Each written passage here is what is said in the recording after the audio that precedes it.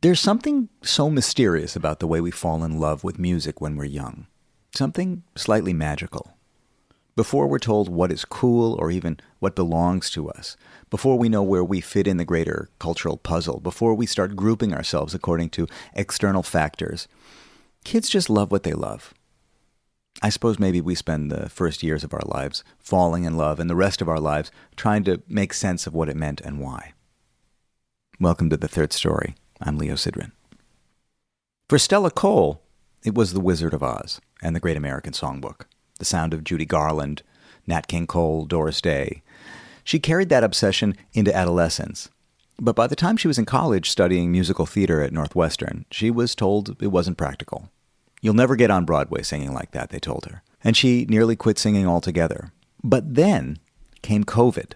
She was sent home to Springfield, Illinois, where she grew up. And she found herself watching old movies again. This time she started filming herself singing her favorite childhood songs. A microphone, a smartphone, and a little bit of courage. Probably some boredom, too, were all it took to share her love of music with the world.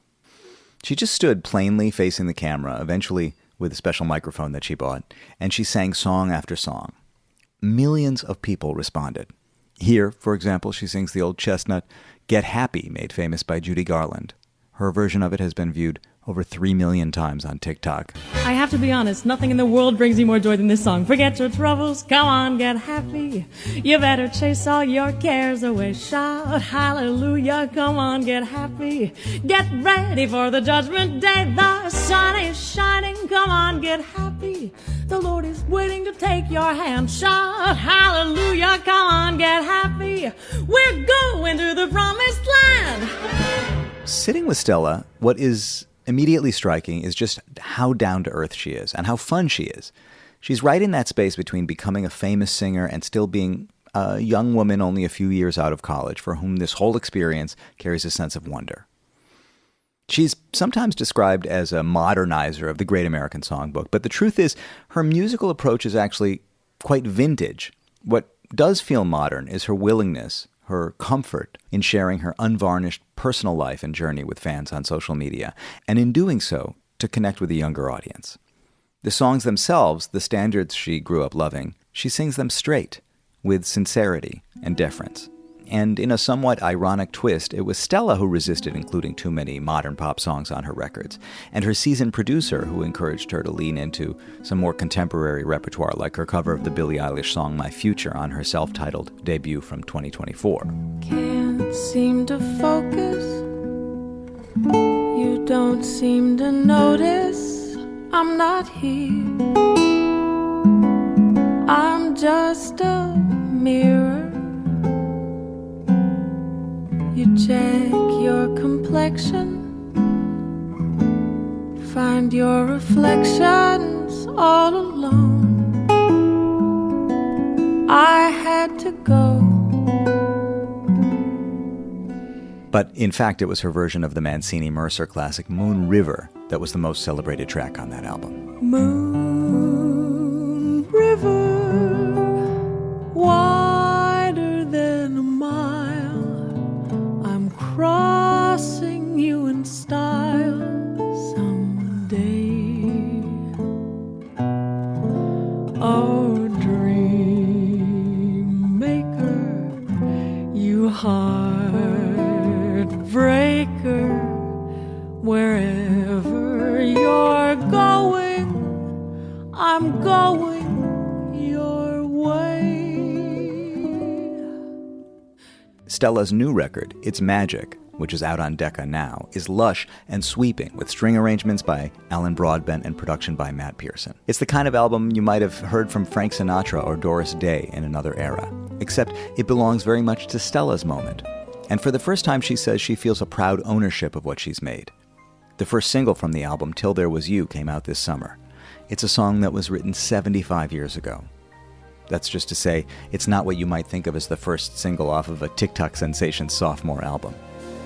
There were bells on the hill, but I never heard them ringing. No, I never heard them at all. We got together recently to cover the path, the yellow brick road, as it were, from Springfield to social media to global sensation. Conquering stage fright, her ambivalence about spending too much time online, her belief in storytelling through song, and the sense of gratitude that she carries for being able to do what she loves. For Stella, this record is about joy, comfort, and escapism. And for her listeners, it may just feel like It's magic. Third-story.com is the place to go to visit the archive. Hundreds of conversations like this one, including many with other singers who have spent plenty of time in the pages of the Great American Songbook, like Janice Siegel, Samara Joyce, Cyril Aimee, Laila Bialy, the singers in Duchess, Stacey Kent, Lauren Henderson, Roxana Ahmed, Kat Edmondson, Satchel Vasandani, Benny Benack III, Kurt Elling, Curtis Stigers, Andrew Bird, and Boz Scaggs, among others. In our interview, Stella talks about two of the more modern popular groups that she did like to listen to in college, Lawrence and Lake Street Dive. And guess what? You can find my interviews with Lawrence and Rachel Price of Lake Street Dive in the archive, too. I've also talked to her producer, Matt Pearson, a couple of times. So you may want to spend some time in the archive. Carve out an afternoon, maybe a weekend. And then come find me on Substack, leosidran.substack.com, for writings and episodes. And remember, we are made in partnership with WBGO Studios. Visit wbgo.org/studios for more of their award-winning content. Stella Cole begins a tour this week that will take her everywhere from Tyler, Texas to Nancy, France before year's end. Visit stellacole.net for all her dates. I myself have a few fun shows coming up, too. I'll be at Barbès in Brooklyn on Wednesday, September 17th, then in Spain, France, and the UK in late September, and again in November. Visit leosidran.com for all my dates. Here is me and the magical Stella Cole talking it down. Stella Cole, it is so fun to meet you right now. I wonder how you feel. I mean, your record is about to come out, so there's probably a sense of anticipation and that space of having made a thing and waiting for it to reach people, and sort of has reached people, but not totally. Yes, a lot of anticipation. I think there's like a constant bit of nervousness in my stomach this month, just because I'm like, wow, you know, when you record a project and you set a release date, you know, August 22nd, it seems like that's never, it's like, that's not a real day. That's never going to come. Like, that's so far off, and it does come along. Luckily, it always comes along. And so, yeah, definitely nervousness, but also excitement for this one. The last couple of releases have been mostly anxiety, but this one has a good amount of excitement, actually. Well, that's what I was going to say. You know, you're talking like somebody with some experience, even though it's happened relatively quickly, and you're still sort of a new artist in many ways, although in the space of a short amount of time you've put out an EP, an album, and another album. It's an album, Christmas EP, another album now. Right. Yeah. So you feel like a little more familiar with what this cycle means? I think so. I think last time, you know, releasing my first full album, I was a bit unprepared. It was for the emotions of it, I think, for the marketing of it, for, you know, everything that comes along with an album, the vulnerability of putting it out there and realizing, oh, everyone actually can hear it now. I think my first album, that was my first time really being in a studio or working with an arranger or a band. It was just my first time doing everything. So I don't think I was as happy with the first project as I am with this one. And I'm sure I'll be infinitely happier with the next one, but I can't see that yet. But this time last year when I was putting out my first record, I was definitely anxious and thinking about all the things that I wish I would have done differently on the album and worried about the marketing. And I feel like right now, especially since there's like a much bigger team involved this time, I feel like a little bit of that is off of my plate, and I have help with the marketing and stuff, which is great. So I've actually been able to focus on the art, which is always the goal. And creatively, this project was like the most creatively fulfilling thing I've ever done. So I think there's a lot of joy and pride in that. I am proud of myself for kind of the first time for a project that I'm putting out. That's a great thing to be able to say. Yeah. What made this one more creatively fulfilling? I think I had done 2 projects already, which is not a lot of projects, but compared to 0, it's a lot. And I think I just had a better idea of what I wanted, and I was able to tell everyone what I wanted it to be. And I think my first projects, not even with just recording, with everything, with leading a band or, you know, setting up a gig or setting up a little mini tour when I used to do that on my own, I think it takes a while to be in these rooms or in these Zoom calls with like these big experienced kind of scary people who are like, I I know things, Yeah. or even if they're not saying they know things, like they do because they've done it a lot. Sure. And to come to terms with the fact that like, no, I do know things. Yeah. You know, those voices in my head, I should listen to that and Yeah. say that out loud because, you know, it's at the end of the day, like it's my album, it's my show, like it Yeah. has my name on it. And so when I have those gut feelings about what I want or what feels right, I was finally able to actually act on all of those. And Yeah. it just felt much more right, if Yeah. that makes sense. No, it does. And in fact, I mean, I think as I reflect on your story, I think one of the big takeaways is that you ultimately just followed your own interests and shared them, and it worked and it resonated with people. If you had walked into a boardroom at 22 years old and said, I love the American Songbook, I love Judy Garland, I love musicals, I want you to invest in me, I want string arrangements, they probably would have been like, yeah, okay, whatever. But instead, you just had gone about sharing yourself, singing in a very informal way, using the tools of basically of your generation and the tools of communication that we all have. Yeah. And people liked it, which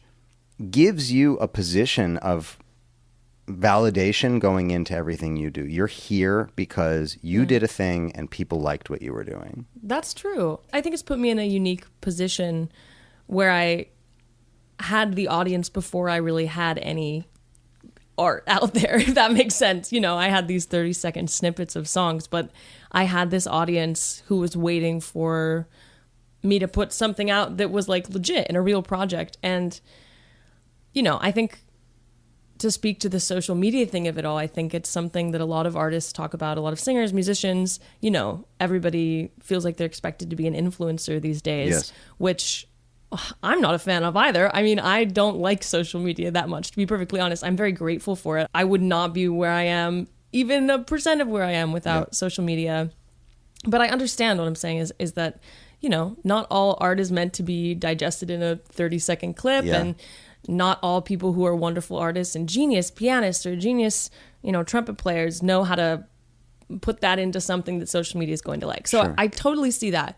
But I think with the frustrations and the anxiety and everything that comes with social media, I think there's something to be said about the fact that, like, I grew up in Springfield, Illinois. I had never known anyone who had been a professional musician, professional actor, professional creative, really, of any kind that I can think of.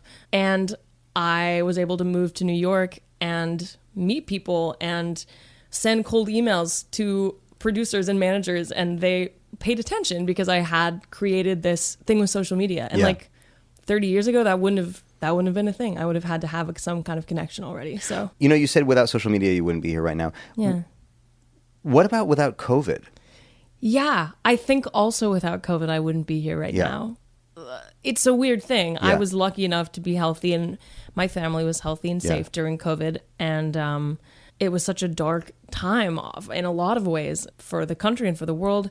But for me, I think since I was lucky enough to have my health and a stable environment to be in, I think for me, it provided, you know, this start to my career. It's strange. I talk about this a lot when I was in college. COVID happened when I was a junior in college.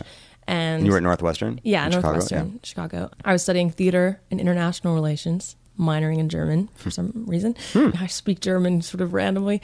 It only comes up about... When you sing Edelweiss? Edelweiss, Edelweiss, every morning you greet me, small and white, clean and bright, you look happy to meet me. Anyway, I was in college, and I was studying musical theater, but I had quit singing by my sophomore year of college, or at least quit taking it seriously at all. I had always, from a very young age, loved the Great American Songbook, loved all these old songs. In high school, I had a sense that it was kind of weird that I liked this stuff, that no one else around me... Did anyone like it? Did you have friends who were into it, kind of? They were not into it, but I forced it upon them until they liked it. I'd be like, guys, come over, we're going to watch Meet Me in St. Louis. And they were like, what are you talking about? But they were great friends, so they did it. And my friend just knew that was like part of who I was and a big part of my identity. Did you present that way also? Did you dress that way? Did you kind of play into it in your vibe? That's a good question. I don't think so. Not at that point. I mean, I was just like a 13-year-old. I mean, now 13-year-olds are like dressing and having style, but back then I think I was just wearing sort of running shorts and a t-shirt to school every day. I don't think I thought to present in that way, but it definitely influenced like everything about what I liked and my tastes. And it was my big thing in middle school to be like, I don't like Justin Bieber. Like, I don't like pop music. I like jazz. So I definitely was like proud of it. And was there a jazz band in the high school? Were there people playing jazz? There was no one playing jazz. Okay. I don't think we even had a jazz band that I can remember. No, I think it was just like marching band and all of that. So I really didn't know anything about jazz. I just knew that I had grown up on these movies with this music that was called The Great American Songbook, and that I loved it. But anyway, what I was getting to is that in college, that was a big part of my identity still, of course, but it became sort of a big insecurity for me. When I got to college, I felt like everyone in the musical theater and theater program was like years ahead of me. They had all like been studying with these voice teachers from New York, and they had seen 40 Broadway shows, and like I'd been to New York like one time, and I had not really seen a lot of professional theater growing up.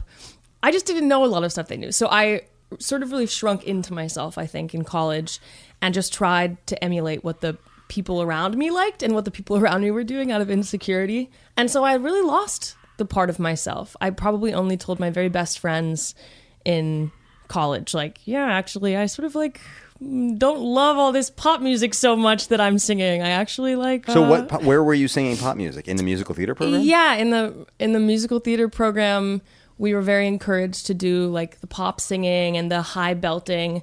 The contemporary musical theater. Yeah, the contemporary musical sound. Theater canon, because that's like what was on Broadway at the time. It's funny because there's a lot of jazz influence on Broadway right now and in the last couple of years, but that wasn't happening quite yet. And so I had my teachers basically tell me that the Great American Songbook thing was not marketable. That was not going to get me on Broadway. That old school sound was like a character-y thing that like would maybe work if I wanted to play Judy Garland in the Judy Garland musical. And other than that, like, good luck. So I got really insecure. I almost completely tried to bury that part of myself most of the time, and really quit thinking of myself as a singer, quit singing. My voice lessons gave me a ton of anxiety. I would cry after every one of them and have to call my mom and be like, I don't want to do this anymore. You know, I was in a really dark place with singing before COVID happened. Yeah.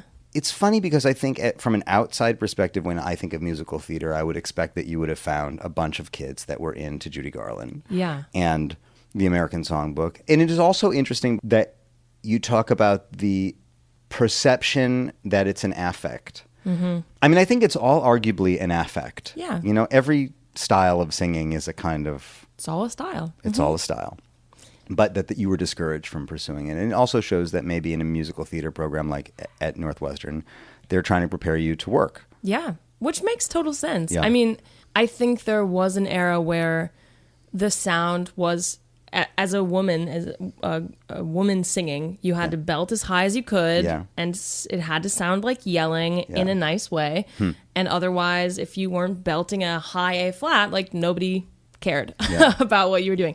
And I think that isn't the healthiest for people's voices, number one. It doesn't always sound the best, but I think that's what everyone was into at the time. And it's not that no one had ever heard of Judy Garland in my program, or nobody cared about it. Like, people liked Anything Goes. People liked, jazz a little bit, but it just wasn't the focus in any way. And I think the dominance of the culture and the people who got the most attention from the program just did not sound anything like me.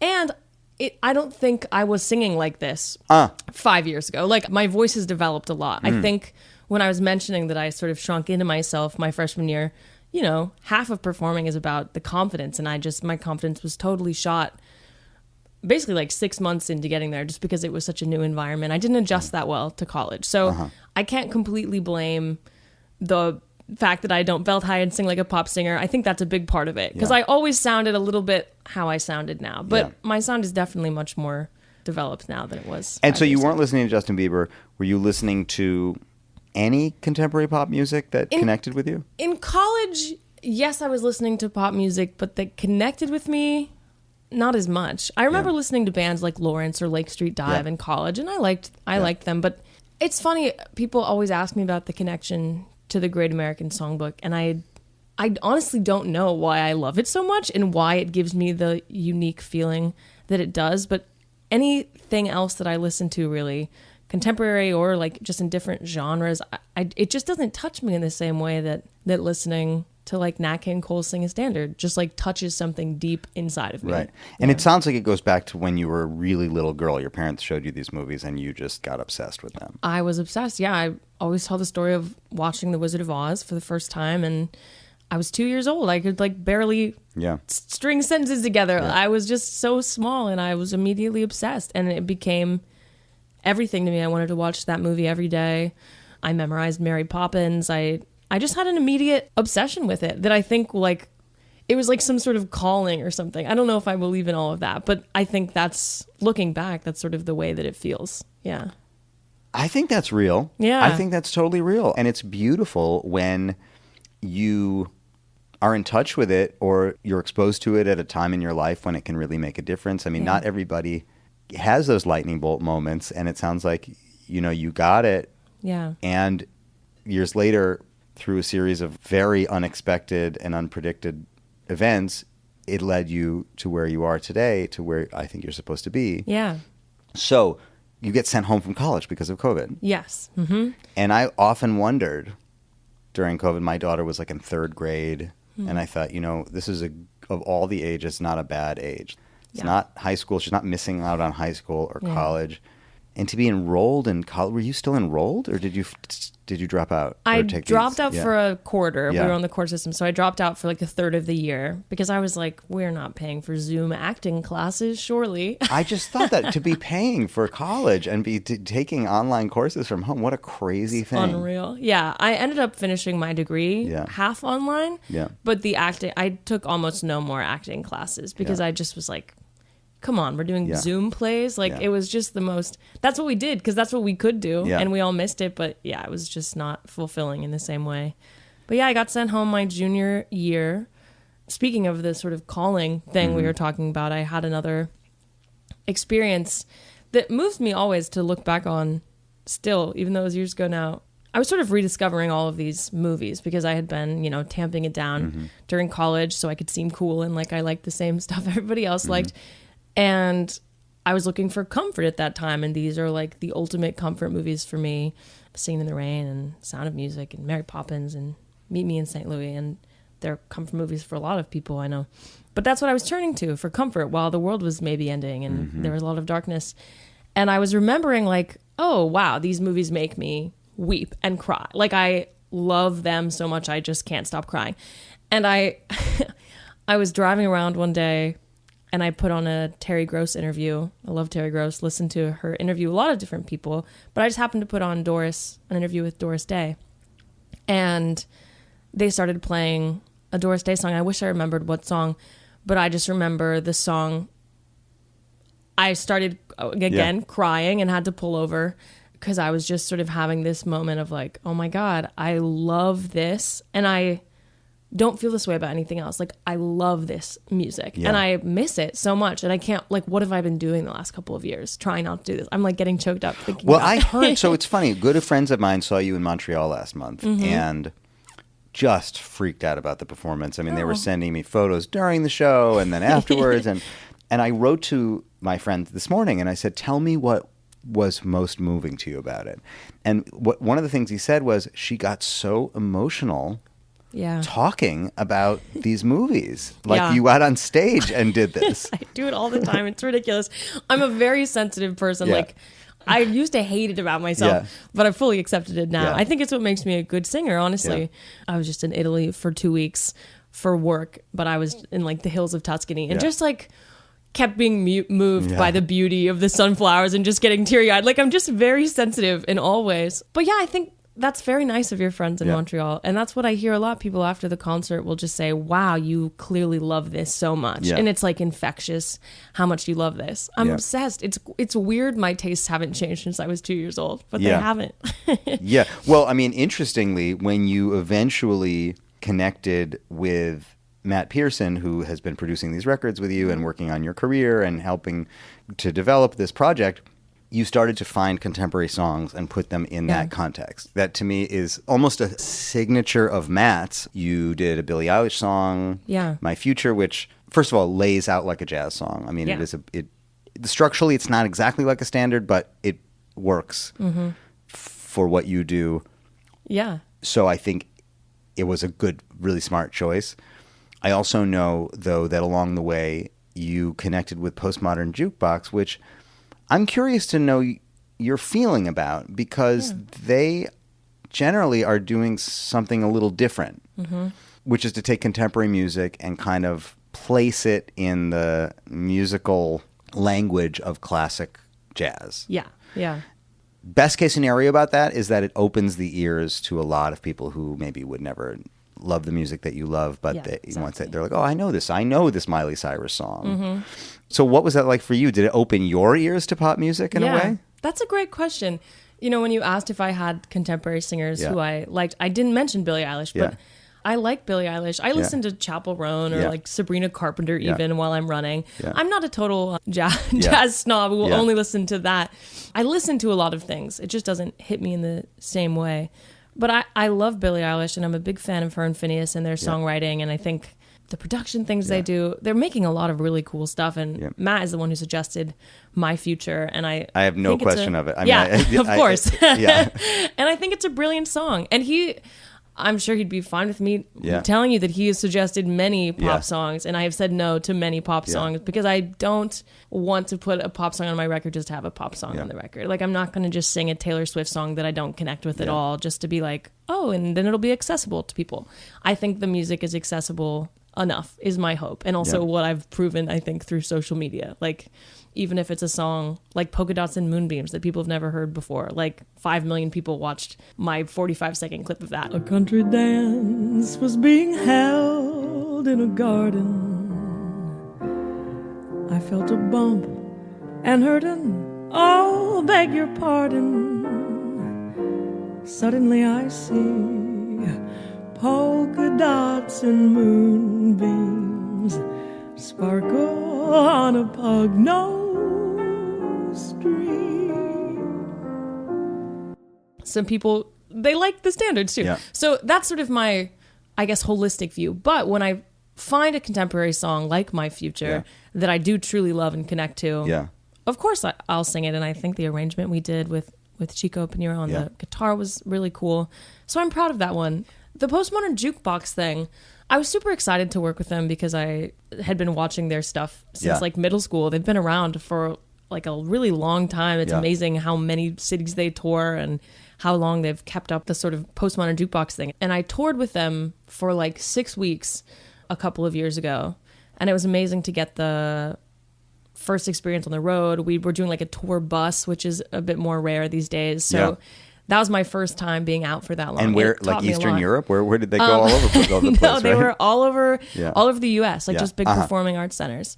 So Postmodern Jukebox was a really good experience. But to be honest, singing Flowers by Miley Cyrus, it's fun and people love it, and that's great, and I love that people love it. But I do not love singing that song as much because it just doesn't hit me in the same spot. I think you can see if you like watch the YouTube video of me singing that. Like, I'm having fun. I'm singing the tune. I can buy myself flowers, write my name in the sand, talk to myself for hours, say things you don't understand.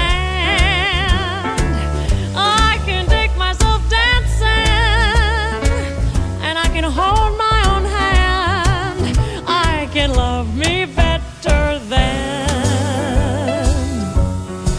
you can. But if you watch a YouTube video of me singing like Over the Rainbow, like I just think there's a difference. Somewhere over the rainbow, way up high,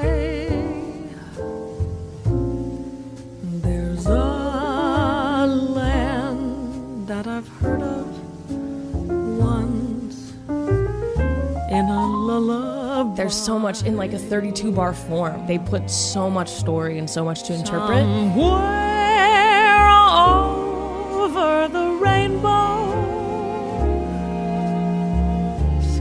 skies are blue. There's just so much to mine out of all of these songs. And the dreams that you dare to dream really do come true. I was thinking about that in the verse to The Boy Next Door. Mm-hmm. The last line of the verse is, I live at 5135 Kensington Avenue. Yeah, and he lives at 5133. He doesn't know I exist, no matter how I may persist. So it's clear to see there's no hope for me, though I live at 5135 Kensington Avenue, and he lives at 5133. It's so specific. Yeah, it's so I mean, funny. it's moving a story. I know why it's built to move a story forward, whatever. It was in the context of something larger, but like, what a specific detail for you, like 100 years later, to be singing or whatever it is. It's so good. It always gets a laugh in concert, Yeah. usually, because I'm like, they're neighbors. They're neighbors. Like, this is the proof that they're neighbors. Yeah, there's their address, actually. Yeah.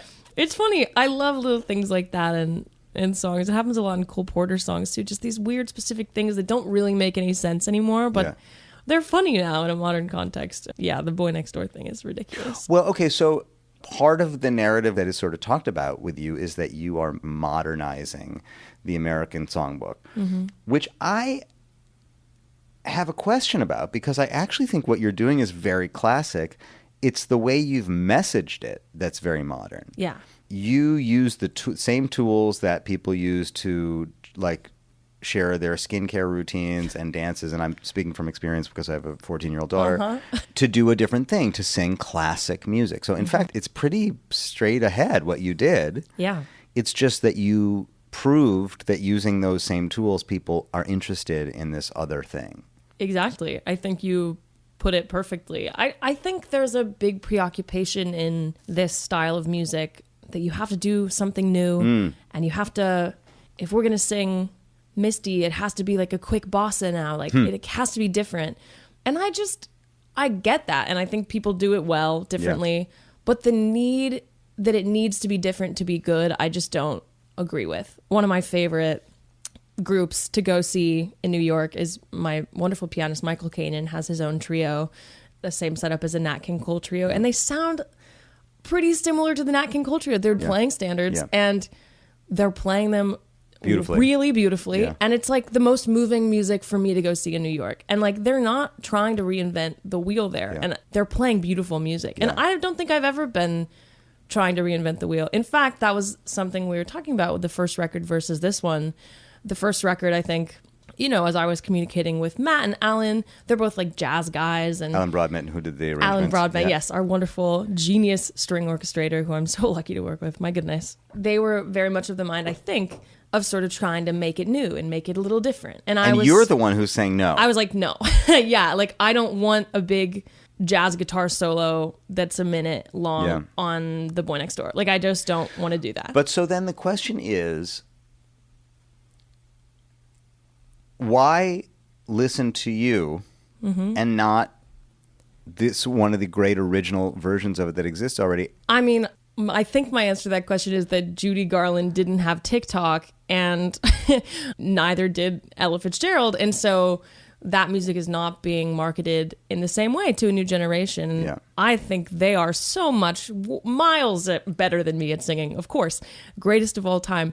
And my hope is really that people will discover this music through me and hopefully love the songs, want to delve deeper, and want to listen to the greats. If people listen to me and look up the song and find the Julie London version of the Chet Baker, and they want to go look that up, like, yes, please go listen to Nat King Cole's version. I mean, I remember talking to Samara Joy a few years ago where she said people referred to Guess Who I Saw Today as a Samara Joy song. Yeah.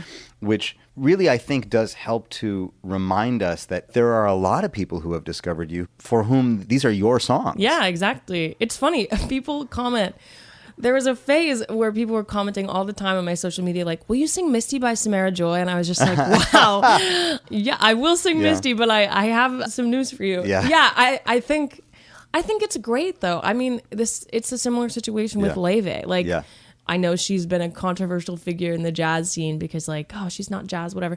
And I understand she's like a pop singer who's maybe, you know, used the jazz label. I get it. But I think, like, she has a whole stadium of 14 to 16-year-old girls, like, scatting along to, like, Chet Baker. Like, that's awesome. And I think that's a good thing for the music, in my opinion. And my goal is definitely similar. And just to introduce people to the songs because they're good songs. And I think this music has something different than a lot of the music that's out there in terms of, like, the comfort and the calm factor. And that's what I always really tried to emphasize and what I hope to bring people. And when I was first starting out during COVID with the videos online, that was the response that I got, that it was calming people down and making people take a deep breath. And, like, in this extreme chaos of our world, if I can help, you know, 20 people a day just, like, take a deep breath for 3 minutes, then my goal will be done. Yes. Yeah. That's really interesting that you say that, because it's sort of something that I wanted to get to with you is what is it about, like, looking now, you're not your 3-year-old self that loved it because there are so many things to love about The Wizard of Oz that still hold up. But what do you think it is about that? That's a very specific worldview. It's full of, I mean, in many ways, it's a kind of simpler world. It's full of optimism in its way. It's also attached to a version of America life that doesn't really exist, that, you know, it's kind of a fantasy. It was a fantasy then. Yeah, exactly. So many of the movies that you're talking about were made in the 30s when there was nothing in America. It was the Depression. And so these were escapist, you know, opportunities for people to, like, dip away from the harshness of their life. I mean, maybe thinking in those terms, maybe this is a perfect time to return to that. That's exactly what I always say. I think there's a reason this music got so popular when it did. It's because people needed it. And I think people need it now. I think that's why it's coming back. This sort of nostalgia for that time. And I think it does get dangerous when people think of it as a nostalgia for, like, America in the 40s, because that is nothing to be nostalgic about, certainly. It is so reminiscent of saying, like, let's make it great again, or, like, let's go back to a simpler time. You asked me earlier if I ever, you know, dressed in a vintage way. Like, I think that's why I really lean away from all of that, even, like, alluding to any of that, because I just find it weird when there's too much idealizing of the past. I think it's a dangerous thing to do. But yeah, I think it was popularized in a time that was incredibly difficult for American history. And that comfort factor in nostalgia isn't actually for the time when it was popularized. It's for this sort of, like, dream escape world, you know? I think it's interesting that we decided to call the album It's Magic, because to me, magic is, like, alluding to this sort of escapism. Like, magic isn't really real necessarily. I mean, maybe in some way, you know, depends on your interpretation of the word, but I think it's like, I decided that I wanted to make this album that was sort of light and joyful and about all of these love songs. You know, at first I was thinking about putting some darker songs on there, or, like, even, like, Cry Me a River, like, big belty stuff. And I found that I wasn't leaning toward that. Like, my heart wanted to make a record full of, you know, when I listen to Frank Sinatra and Tommy Dorsey's work, like, that music, those arrangements, they just feel like floating. They just feel easy, and you can listen to them at any time, and you're escaping a little bit. And that's what I wanted my record to be for people. I know there are a lot of people who are like, oh, to have a successful record these days, you have to, like, every track has to be different. And I was like, no, I don't actually want to do that. That's not Matt saying that, by the way, or anyone on my team. I'm saying, like, in the larger music world. Because we're in a singles world now, and we're in a playlist world. It's like everything has to be different, and there has to be a 30-second catchy part of it that will go viral on TikTok. And I don't know, I think, like, I have gone viral on TikTok, and that's great, but that's not, like, the be-all, end-all. I just wanted to provide 45 minutes or an hour or whatever it is on the record of just, like, calm and peace and joy and escapism, the same way, like, Nat King Cole would have made a record of just love ballads with strings. So I think not shying away from the past. Think that there is, by the way, an aspect of magic, if you want to choose to see it that way in your story. The idea that you fell in love with a thing when you were a little kid and that there was this huge global crisis that led to somehow that thing that you love resonating with people your own age or younger, and then that you become one of the ambassadors of that thing globally. I mean, it's really wonderful. And that's magical. That is magical. That's true. That's why I said, depending on your interpretation, because I certainly believe in, I don't know what I believe in, but I believe in some sort of magic in the universe. I don't know if I hesitate to even talk about this, but early in my career, which was only like 3 years ago. I know. Early in my days, 2.5 years ago. Exactly, yeah. But when it was still COVID times and I was having all these big dreams, I got very into the idea of manifestation. And I hesitate to talk about that because it can get so woo-woo. How does it work? Tell me how it works. Well, I think people misinterpret a lot, like the meaning of it. And are like, oh, if you just like close your eyes and wish really hard for $1 million, like the next Squeeze day, your fist all together. good. Yeah, and I think it's not that. I read last year a really interesting book on manifestation by this doctor of neuroscience. His name's James Doty, and he was talking about like the fact that if you focus on something all the time and you have a positive mindset and you do a lot of meditations on this thing and on this world, and you believe that like you can make your life this way. And also if your goals aren't just like, I want $1 million in a Porsche, and like if you're like trying to actually reach goals that have to do with like fulfillment or helping others, like that manifestation is real and it affects your brain chemistry, and your brain chemistry creates the world your that you live in. Experience of life.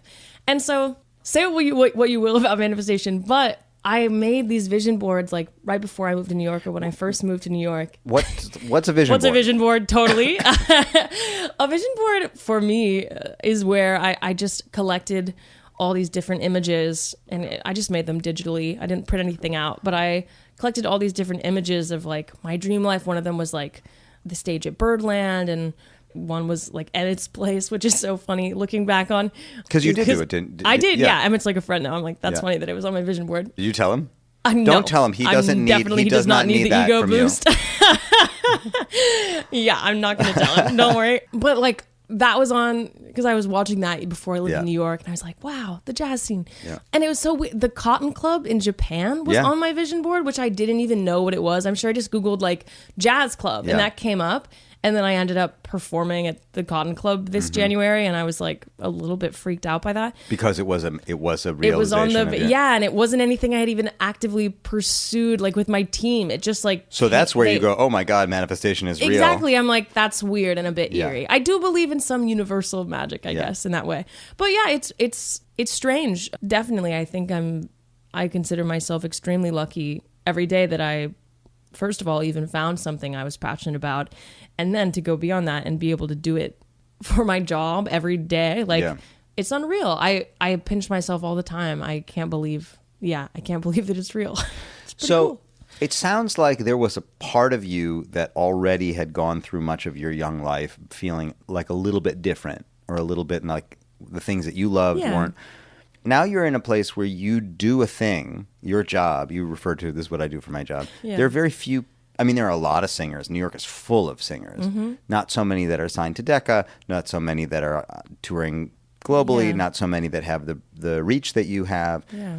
I could see in one way it could be very isolating, or feel like, who are my peers? Who are my people? Who are, you're 26 years old living in the city. That's a certain kind of life, but your version of it is very unusual. Yeah. On the other hand, maybe you were preparing for it your whole life because you were sort of into different things anyway. Yeah, that's such a good point. I've never thought about it in that way. I did feel different my whole life, but I had this core group of friends always from like the second grade until the end of high school that I grew up with. There were 6 of us, and they're still some of my best friends to this day. And so I always had that community in that place where I fit in. And I think going to college, I found great friends, but I felt a little bit different, and like I was trying to fit in. And I actually, funnily enough, felt the same way when I first moved to New York. Like it was so great to have the jazz scene as this community, but I felt once again embarrassed of my taste and like, oh no, like I don't scat and I don't want to, you know what I mean? For sure, within the word jazz and the jazz community, it's a very wide range of things that you could be talking about. Exactly. I was not sounding like the other people at the jam sessions, and I was like, maybe I'm not even good at this, you know,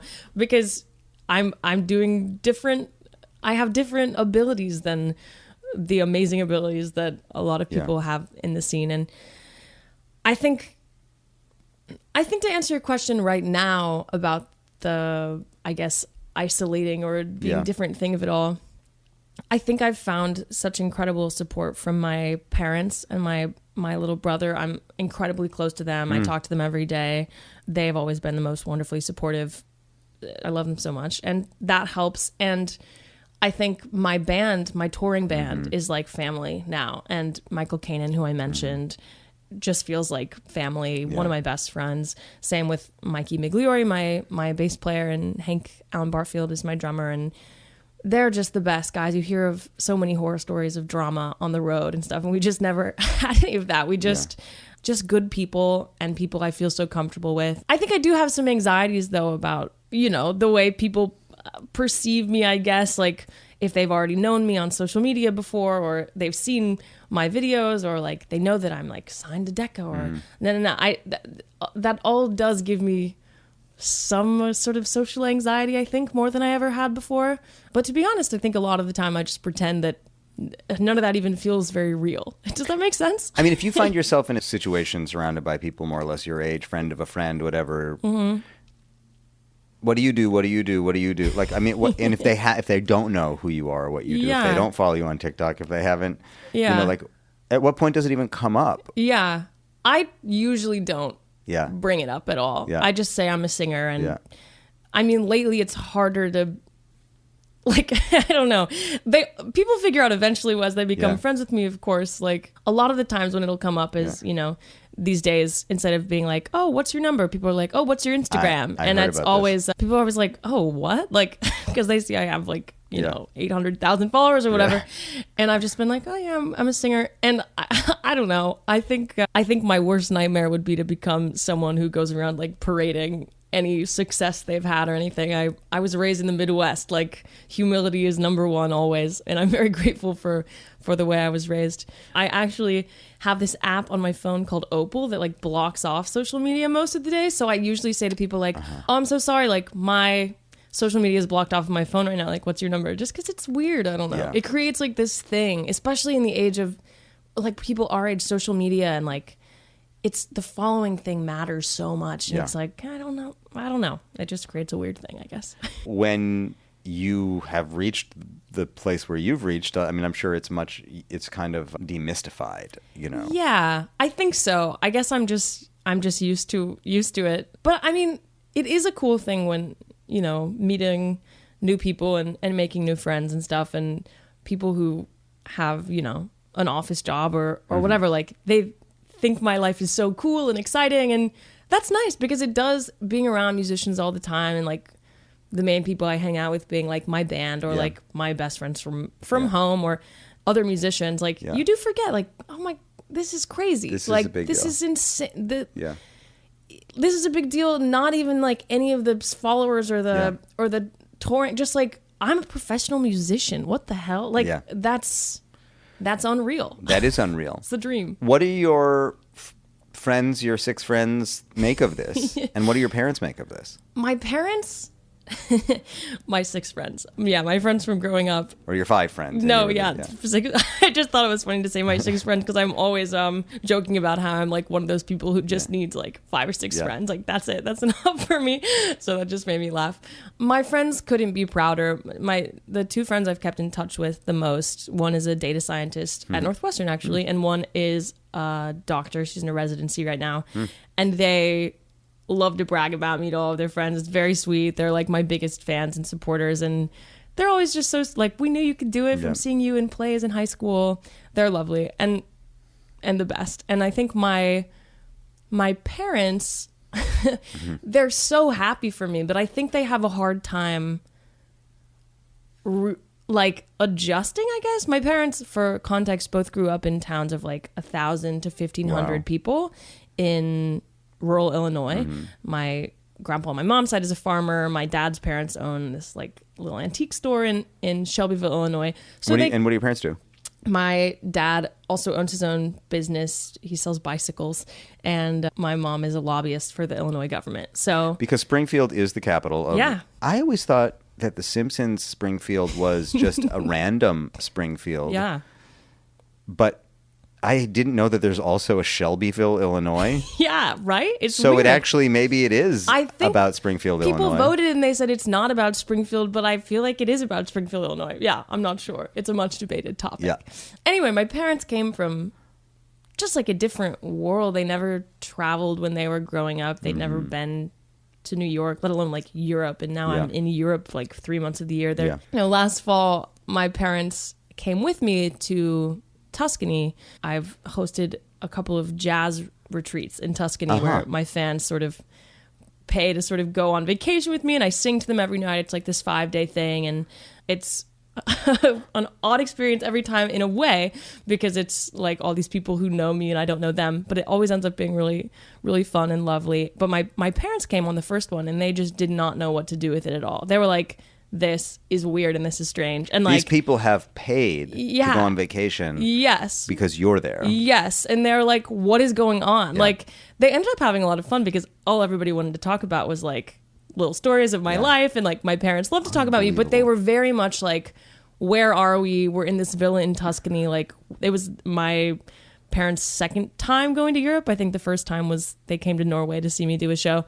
So they were just like, overwhelmed. I think they're overwhelmed by it all, but that definitely is overwhelming. proud. But what does that even do to you and your sense of self-importance, or like staying rooted when there are people that basically are traveling to just get close to you? Yeah.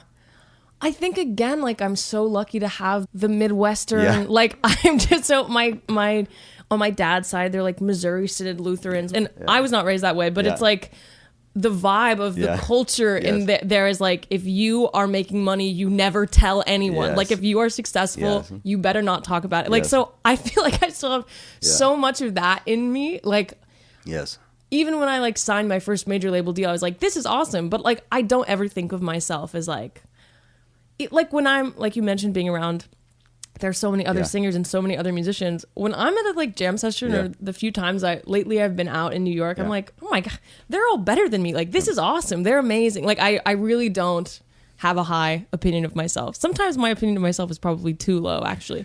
But yeah, I think I'm lucky to not have any sort of ego thanks to my parents. Do you think that thing about low opinion of yourself, like, I mean, I started to hear you say, which is really true, and in a way probably helpful. What you do is so different from the majority of the jazz singers that are out there. Yeah. That when you have to try to make sense of your success, maybe it's helpful to think, what I do is different, and that's why some of this is coming to me, because you're pretty alone in the lane. Not totally alone, but like there are far fewer people doing what you're doing. Yeah. So like maybe that's a helpful way of just saying, I deserve this. I think that's how, I don't know if rationalize it is the word, but I think that's how I make it make sense, is like, the people who are close to me hate when I talk like this. But to be honest, the way that I think of myself and my own talent is like, I'm not particularly talented or good at singing or a good musician or anything. I think I'm just a good storyteller. And I read Barbra Streisand's humongous autobiography, and that's the same way she talks about herself, which was very validating. I'm not nowhere close to Barbra Streisand, obviously, but she was like, I was a failed actor, so I just like became a singer, but like I don't know what I'm doing. And that's how I feel all the time. Like, I thought I was going to be an actor and I love this music, but I never dreamed of being a recording artist. It all feels like it's sort of, I mean, it didn't just happen to me. I worked really hard and specifically tried to make it happen. But I guess what I'm trying to say is, like, the way I think of myself and my own artistry, there isn't any ego in it, because I think what I'm good at is like connecting to people, and I have some sort of, I guess people have told me, like some sort of charisma or something that has set me apart on the internet somehow. But it's weird. It's weird how the internet, the viral success like happens to some people and doesn't happen for others for kind of, it seems, no reason.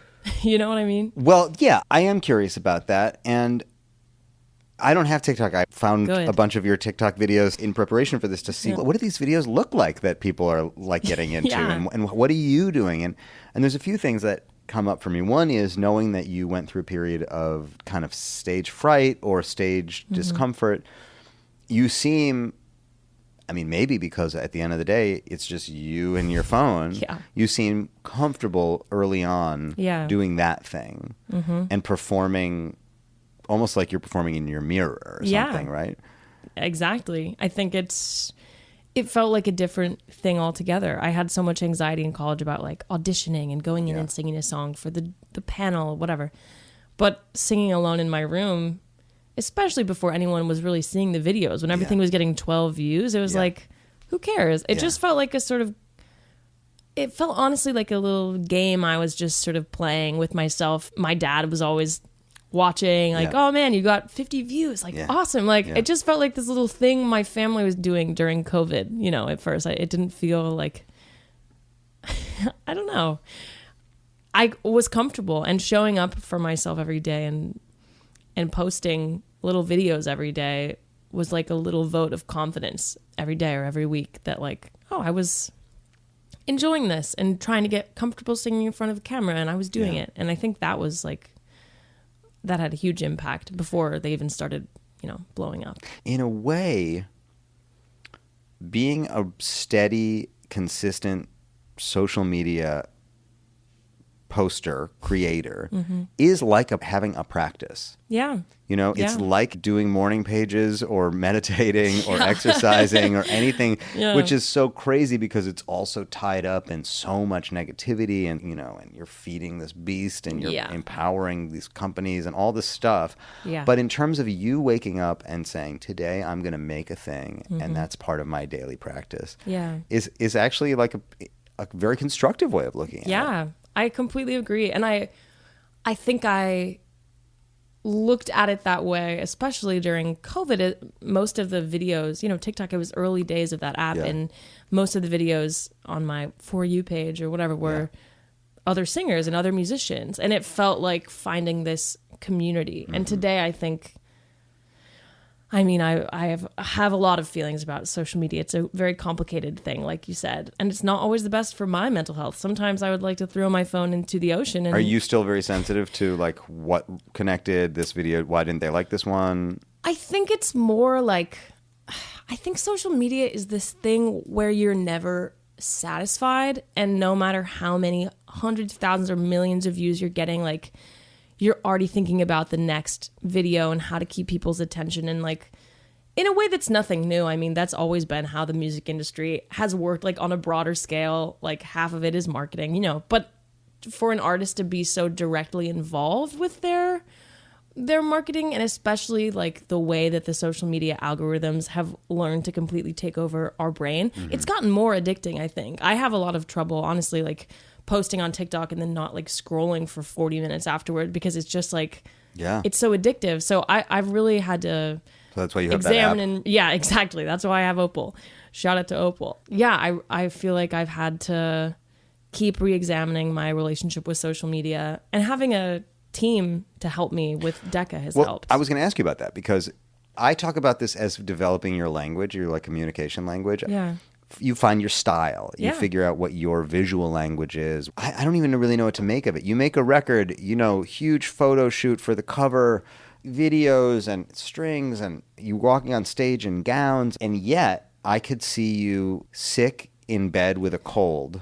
Also. And that's also part of the brand. You know? Exactly. I don't even really know how to square those two things, that one of them leads to the other. You being like, no makeup, just came back from a run, I just want to sing this thing for you.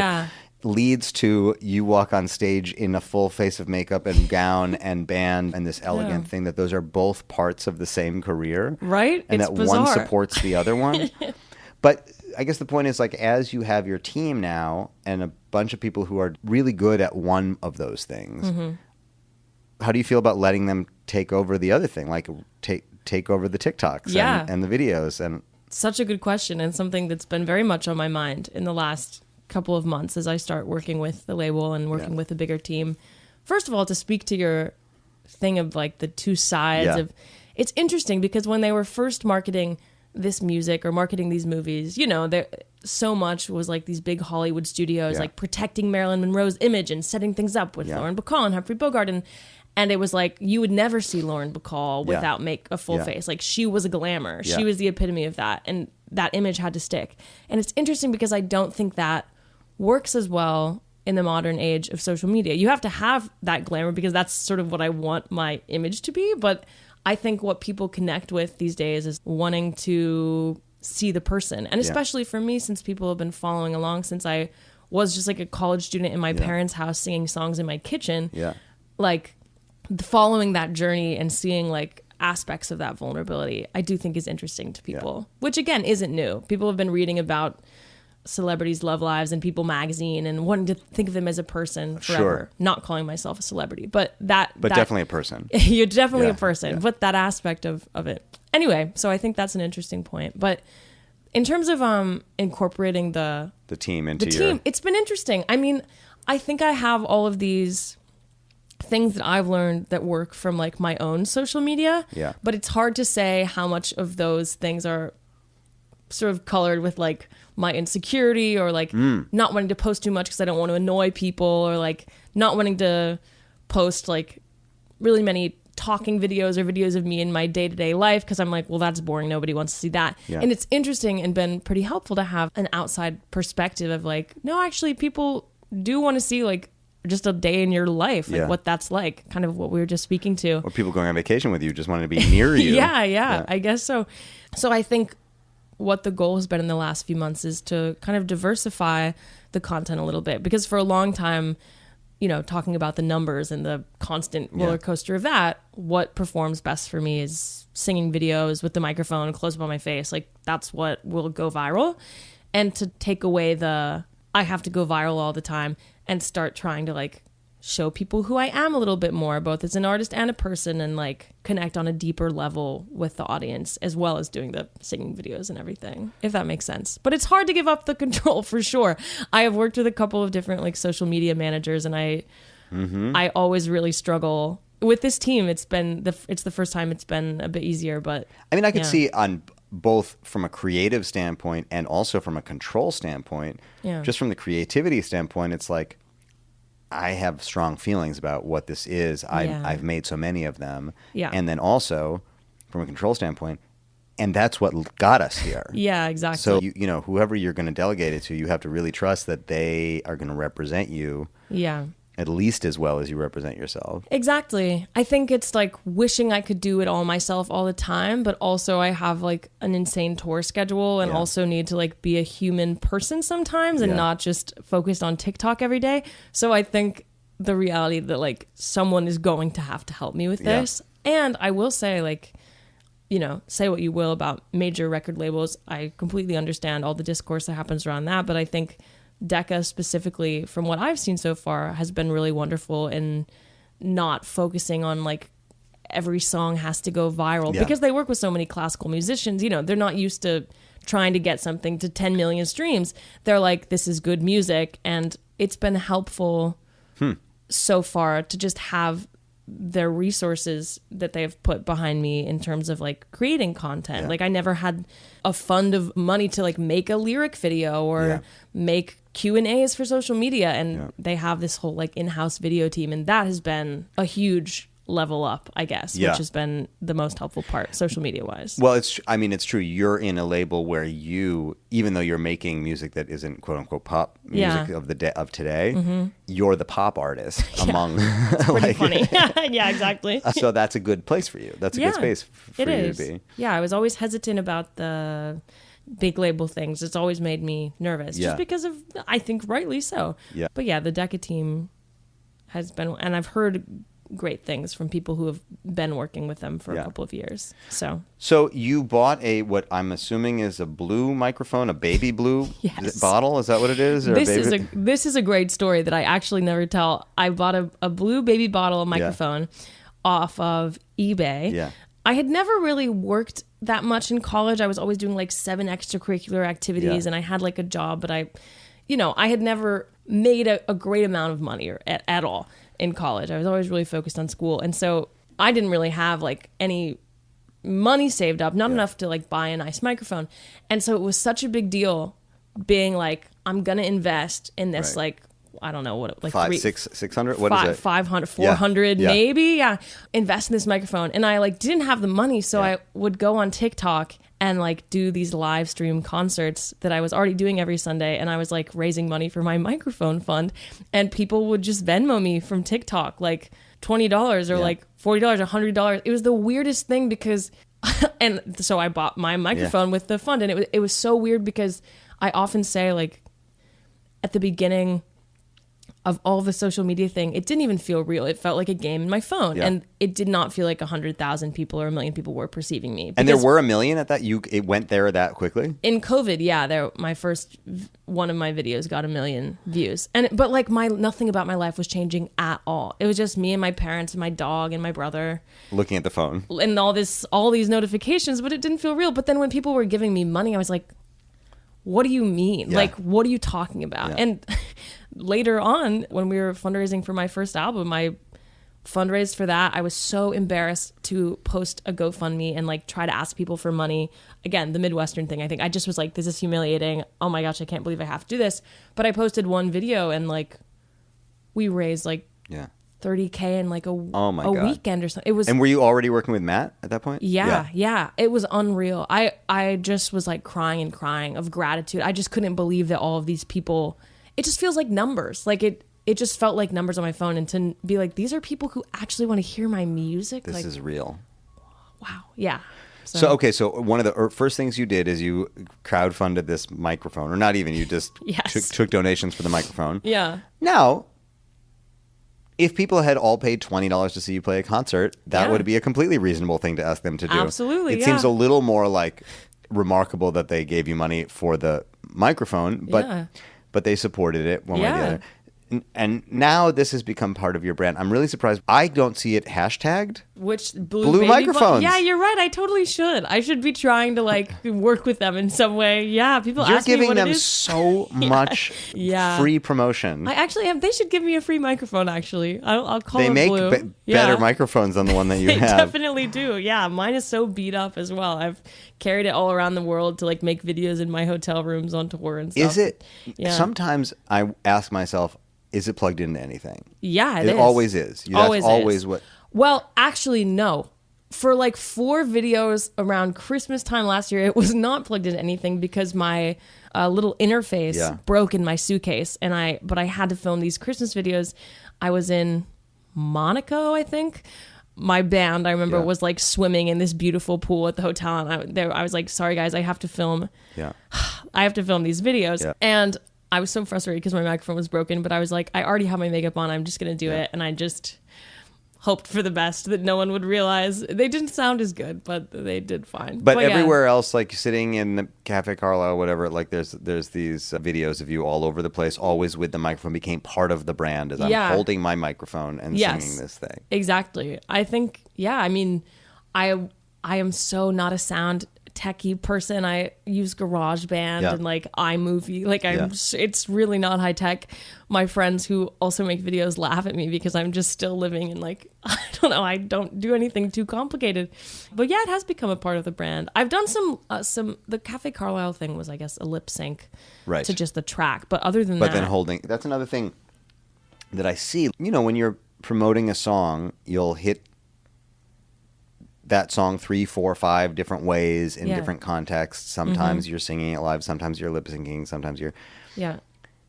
You seem very committed to it, like in the sense that like you seem very comfortable in all that. But that's a big question for me. Like, you just kind of go all in. I think the self-promotion is incredibly embarrassing, but I don't think there's really a choice for me or for anyone in this era. If you want to sell records and show people your music, like I think the cringe aspect is definitely there, and I feel it a lot. And I think I just have to keep hanging on to the fact that other people are not. I'm sure some people are cringing. I'm sure people make fun of me. Oh well, but the people that I'm reaching Yeah. and who don't know this music, that's what I always have to think of. Yeah. Like, I am helping this music reach a new audience. I am calming some people down. They Yes. tell me, like, so I Yes. want people to know I have a new song out. Yes. There's no other way to do it. Yeah. It's funny because, like, Chapel Roan is doing it. You know what I mean? Yeah. Like, the most famous pop stars in the world. Yeah. I don't know if their labels are telling them to do it or what it is, Yeah. but Sabrina Carpenter is up there. All these K-pop stars are like lip syncing to their songs on TikTok. It's Yeah. unreal that Yeah. like that's the ultimate like pinnacle of marketing now. Right. It's Lip sync to your own song sort on of TikTok. unbelievable. Yeah. Now you on stage again. Yeah. It sounds like your relationship with the stage was complicated. Yes, for sure. Then you found TikTok success. Mm-hmm. And then you went back on stage. Now you have your band, so often when you walk on stage, you're cradled by Yeah. your people. Yes. But just in general, tell me about the return to the stage and how you feel about it now. Well, it's interesting because I was on the stage in like a theater context or musical theater context growing up, never professionally, just Yeah. community theater and stuff, and in college. And I had never played with a jazz trio before I moved to New York and played my first gig at a Italian restaurant very near here. Do you know Giovanni's Brooklyn Eats? I think Where is it? It's in like Yeah. near Park Slope. Like Yeah, near that's where we here, are. Yeah. I think it's in Park. I'll show you on Okay. a map after Okay. this over. Sorry to derail the conversation, but that was my first ever gig in New York. He has jazz musicians every weekend and singers, and I had never. Yeah, that was my first time playing with the jazz trio. I was not on stage. I was standing in a restaurant. So you, I guess we should say you graduated, finished your senior year and in moved person, and moved to New York. and then Yeah. moved to New York. Yeah. But you had this like power, little superpower Yeah, yes. that you were moving here with. Yes. You had a huge TikTok following. Yeah, it was a thing, but it wasn't a thing that was like making me any money or like a job. Yeah. Yet it still doesn't. The social media of it all doesn't really make me any money, but But it so you- and you- hadn't translated into It like hadn't a real translated. world thing. Yeah. So it's like that you have this asset, this value, and on Mm-hmm. the other hand, you're just out of college, you're moving here to kind of try to make it as a singer. Yeah. Basically, I had no idea what I was doing in any way, and I moved here not knowing anyone except a couple of peers from college, and I started emailing and Instagram DMing venues and musicians, again with the cringe thing. Like, that's embarrassing looking back on it a little bit, but it's what I had to do. And Can I ask you, would you share any of the venues or musicians that you DM'd? I mean, so the musicians I DM'd were honestly mostly like guys my age. Yeah. Joe Block, do you know him? Yeah, great pianist. Guys my age. I started to get to know like a lot of the Juilliard Yeah. musicians in my class. That's just like Yeah. the community that I sort of fell into. Two of the guys who I DM'd are still some of my best friends today. But the venues, it wasn't any big venues. I wasn't reaching too high. Yeah. I was just like little jazz venues, Yeah. like clubs that are like places like the Django. Like Yep, it's sure. sort of a venue, but also a bar mostly. I was DMing on Instagram like any hotel Yep. with a piano in the lobby, Yep. being like, hey, ever thought about using Yeah. that piano? And the first person to answer me was Giovanni at Giovanni's Brooklyn Eats. And that was my first gig. And I was toting around this giant amp on my back. I had a little backpack for it and wearing my little gowns and my heels, super overdressed for restaurant gigs. And And who'd you hire? at that time, he was hiring the band for me because I didn't know any musicians. I knew like one pianist Did you have in a New book? York. Did you have charts? I didn't have any charts. I had iReal Pro and a Dream. I knew like 20 songs that I knew, and I knew my keys, and so I would just like send that list to people, and they'd figure it out. And from there, like I started meeting more musicians, and suddenly all my friends are musicians, and I was out till 4 a.m. at Smalls every night and getting to know everybody. And so, it progressed from dream. Living from the there. dream, yeah. Exactly. So it progressed from there. But yeah, it's so funny looking back. It was a struggle, honestly. But I was just thrilled to be making any money at all, doing anything close to singing at all. Yeah. I just had no idea how to start. So I just started emailing people, I guess. Yeah. I like hearing success stories. Yeah. Like I like hearing when people dream for something and it comes true. I also think your journey, and I think this is probably more true than it is not true, doesn't follow the standard path, Yeah. Yeah. which I think is really positive. because it shows that there's really no one way to get there. Yeah. It's also very concerning that we have to learn how to use social media in order to, and like it happened for you very naturally. Yeah. I think somebody else who heard your story, who's told themselves, oh, I know what I need to do. I need to get famous on TikTok, could just as easily struggle and fail at trying to do the same thing. I mean, I struggle with TikTok these days. The app has become harder and weirder, and everybody's trying to be an influencer. Yeah. Everyone's trying to put their music on TikTok. It wasn't so saturated when I started out. I struggle with social media still. No, I think my path isn't straightforward at all, and that's why I think, when you're asking me, like, how do you deal with it on a day-to-day? Like, I don't even think I do deal with it. I think I'm just like, oh, cool, this is life. Now I get, like, I don't think I've processed a lot of it still, if that makes sense. Yeah. I know that I'm so grateful all the time, and I'm not just saying that. I genuinely am, like, overwhelmed with it all the time. But yeah, other than that. Do you see a way of outgrowing it, though? Like, as the stages get bigger, as your team steps forward, as your career looks more like the kind of career, as you say, you're on tour, you can't be making videos all day long. Mm-hmm. Like, at a certain point, is it possible to say, I really won't need this in the same way?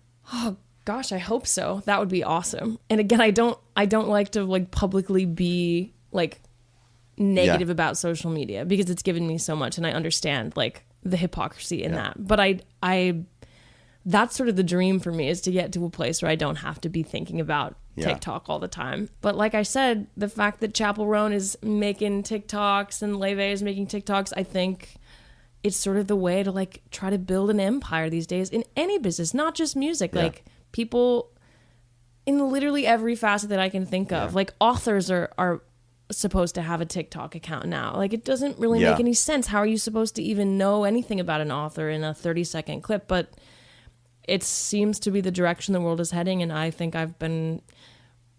I know I worked hard in all of that, but I think a lot of it is luck still. I think maybe luck, but also understanding the format and the idiom. Yeah. I think one of the other shifts in it is not thinking of it as a tool to promote something else, but rather thinking of it as the thing itself. Yeah. Like, I want you to buy my song, but I also want you to interact with this video and like this video. Yeah, and like me in this video. Yeah. I think we'll see where it goes. Like, do I think TikTok is a good thing for society as a whole? Not necessarily. Yeah. Has it changed my life in a lot of positive ways? Yes. I try to hold all of that at the same time. But, I mean, if you ask my parents what I think of social media, they'd be like, she wishes it was done forever. Yeah. Like, if you ask the people really close to me, like, to be honest, it gives me a great amount of stress. To this day, I'm not even sure that's necessary, but that just because for the last 3 years, like, when your success has been because of this app, then the app starts to matter a whole lot more than it should. Yeah. An outsized amount. And on the other hand, for you to say that, you think it shouldn't exist is sort of like running across a bridge and hoping that it collapses behind you. Exactly. I want it to carry me across this river. No, it's like, exactly, that's what I'm saying. Like, that's why this is really like the first interview where I've ever been honest a little bit about the way that I am unsure of its, like, broader impact on me as a human and me as, like, well, right. So this is where we were talking about the stage and how because on stage there's no TikTok of it all. Totally. On stage it's you and the audience and the music and your musicians. You started Giovanni's. That's how we got there. So you started to develop a relationship with the stage and the audiences. Yeah. And did you find that you felt empowered because you had this audience and you had this, like, kind of secret power that you knew you had? Or I think I'm trying to think back to how it really felt at the beginning. I know that now live performance is my absolute favorite, and I love it so much. It's everything to me. I prefer it so much more to singing to my phone. Now it feels crazy to sing to my phone because it's not an exchange of energies. I love performing. I love talking to people during the show, after the show. I think actually while I'm being honest about my insecurities, I think at the beginning I had this feeling of, like, oh gosh, I have all these TikTok followers, but, like, I'm such a beginner at singing with a jazz trio. Like, I literally have no idea what I'm doing. Yes. And, going to all these jam sessions with, like, my Juilliard musician friends and seeing the Juilliard singers just, like, scat all this improvisation and just being like, oh, I am so intimidated and this is crazy. Like, it was just this whole new world to me. And it made me feel at times, I think, like, oh, maybe I don't deserve all the online following, or maybe like it cheapens actually my musicality. Like, I'm just like this marketable thing, but like, this is real music, you know, all thoughts like that and questions like that I still think about. But I think at the beginning, the TikTok and the following gave me like a boost of confidence and a leg up when venues wanted to book me, because it was amazing. I was singing at these like steak restaurants in Midtown, and people were coming from the UK to come see me. Like, some guy came from, like, I can't remember, somewhere in the Middle East. Like, people were flying across the... Because you would communicate, I'm playing here, and they would come. Yeah, on my Instagram story or something, and people would show up, and I'd be so embarrassed because I was like, this is a background music gig. Everybody's eating their steak and talking. But they didn't care. They just wanted to come see me sing and say they saw me in this small room, whatever.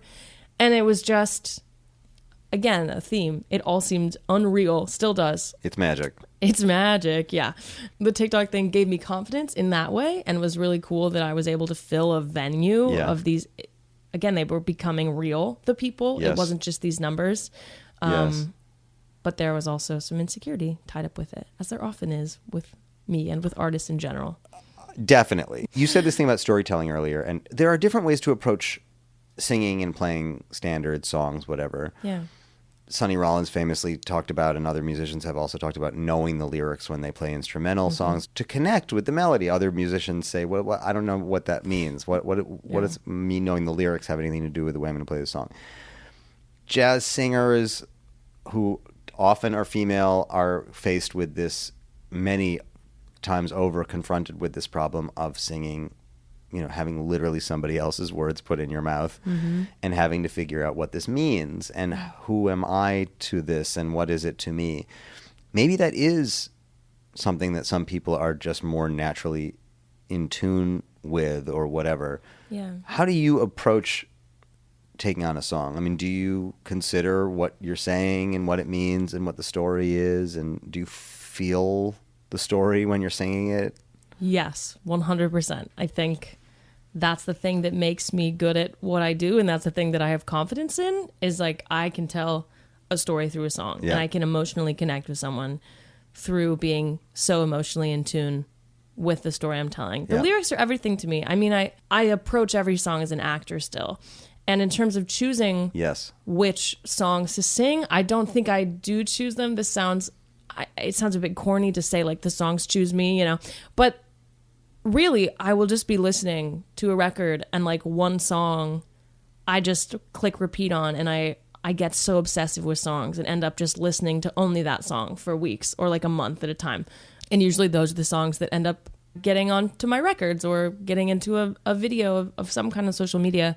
For some reason, some of them just click. And the lyrics to a lot of these songs are, I don't want to say vague because they can be so specific, of course, but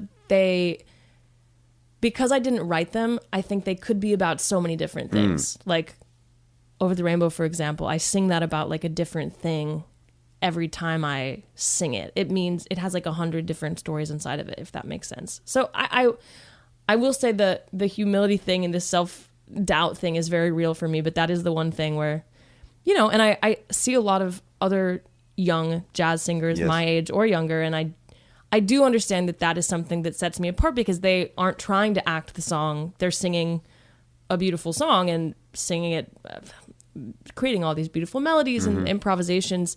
But I think that it's easier for an audience to connect with, and it sometimes maybe feels better to connect with like an emotion inside of the song, which I think is something like the Sonny Rollins quote we were talking about. Yeah.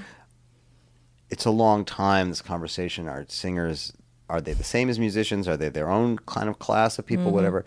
Through these interviews, I have had conversations with a number of singers who have made me feel that it is different. Yeah. Musicians are mediating their experience through a different tool. Yours is your body. And, you know, so it is a different relationship with the audience. Yeah.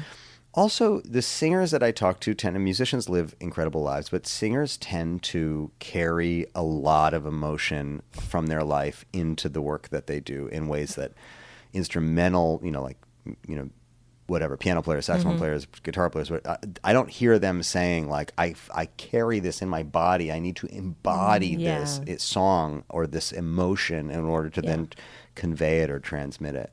Absolutely. I think there are musicians I see who play with a lot of emotionality, but I think exactly what you said. It's a different thing when it's your body is. Yeah. I feel. I always cringe at like your body is your instrument thing. I hate to say that, but I think it is objectively true. There isn't another thing. There's no other way to say it. I just feel like it's like when actors, it's always bothered me when actors say like the work, like stop, you know, it's the same thing with like, my body is my instrument. Like, all right, but your body is your instrument. But and what I'm talking about also is that your life experience becomes a big part of the, I was about to say the work, the preparation that you're doing. You can say the work. You're not an actor. Yeah, but it becomes a big part of what you're doing. It's like either living it or imagining that you've lived it. Oh, I mean, completely. I've always had a very active imagination, and so I've been able to imagine scenarios for songs that I don't necessarily relate to, or, you know, before I was ever really in love, I could sing a love song and imagine that. But I think that's the great thing about being a singer, is that as you live life, you can be better, not just by practicing singing, like by living a life. My acting teacher in college, Cindy Gold, wonderful woman, she would always say, like, guys, quit like going over your lines and quit reading all these books about how to be a better actor. Like, go kiss somebody, like go to a museum, like go read a book. Like you are not going to be an interesting actor, an interesting artist, if you're not an interesting and intelligent person. And I think that's completely true. And for years, actually, I still struggle with this, like putting everything, having no life at all, and just being like thinking about singing and social media and songs and TikTok, touring. exactly. Yeah, but in the last like year, last year and a half, you know, I've actually sort of like gotten a life, which has been really helpful and definitely made me a better singer and a much happier person too. Have you experienced that, having imagined what it would be like to be in love or to be scared, to be sad, to be any of the things that you've sung about in your life, and imagined it for so long that when you actually lived through those things, were the experiences affected by what your expectation or imagination of what they would be like was? That's a great question. I think, with love songs particularly, I think like I had a lot of overly romanticizing, like, you know, just failed relationships or very short, or things that weren't even relationships, you know, because I just was such a hopeless romantic from singing all of these songs. But I am now in love, and I think having found a love that feels very profound and deep, and it kind of feels like the songs, you know, and that's been... I always use the word magical, and then I'm like, stop it. That's the name of the album. It's so corny. Well, it's a good time. If you're going to use it, this is the time to use it. It's naturally like in my lexicon all the time. But it is an amazing feeling, and it also deepens like every song that I sing to have had that experience. And the same thing with experiences of grief or experiences of heartbreak or any of it. It all helps the singing for sure. Yeah. Well, Stella Cole, thank you for sharing a little magic with me today. Of course. What a pleasure to talk to you, really. Yeah, this was amazing. Yeah. This was like one of my favorite interviews of all time. This is so cool. Good luck with the record. Thank you so much. There she was, my friends, Stella Cole. What a charmer. I'll be back again in your headspace with another deep dive before you know it. Until then, I'll talk to you soon. This has been a WBGO Studios production. To learn more about WBGO Studios' award-winning podcasts, special concerts, live streams, and more, visit wbgo.org/studios. Warning, the following ZipRecruiter radio spot you are about to hear is going to be filled with F-words. When you're hiring, we at ZipRecruiter know you can feel frustrated, forlorn even, like your efforts are futile, and you can spend a fortune trying to find fabulous people, only to get flooded with candidates who are just... fine. Fortunately, ZipRecruiter figured out how to fix all that. And right now, you can try ZipRecruiter for free at ZipRecruiter.com/zip. With ZipRecruiter, you can forget your frustrations because we find the right people for your roles fast, which is our absolute favorite F word. In fact, 4 out of 5 employers who post on ZipRecruiter get a quality candidate within the first day. Fantastic! So, whether you need to hire 4, 40, or 400 people, get ready to meet first-rate talent. Just go to ZipRecruiter.com/zip to try ZipRecruiter for free. Don't forget, that's ZipRecruiter.com/zip. Finally, that's ZipRecruiter.com/zip. Ready for a great night out? Top concerts are headed to Jiffy Lube Live this September. Don't miss the chance to see your favorite artists like Little Big Town, A Day to Remember, Hosier, Suicide Boys, Tyler Childers, and many more. Nothing beats a great night of live music with your friends. Tickets are going fast, so don't wait. Head to livenation.com to see the full list of shows and get your tickets today. That's livenation.com.